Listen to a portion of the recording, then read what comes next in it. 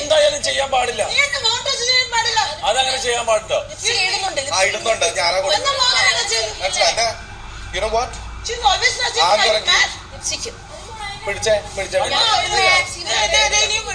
അത് അങ്ങനെ ആയാലും തൊടാൻ പാടില്ല. അത് എങ്ങനെ തൊടാൻ പാടില്ല. ബിക്കോസ് ചെയ്യാൻ പാടില്ല. നീ ബോഡി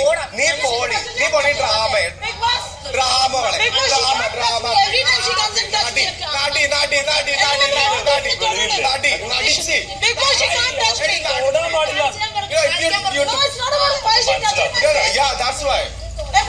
ഞങ്ങൾക്ക് ബിഗ് ബോസിന്റെ ആറാണെന്നല്ല ഇത് തന്നേക്കുന്നത്, മനസ്സിലായോ?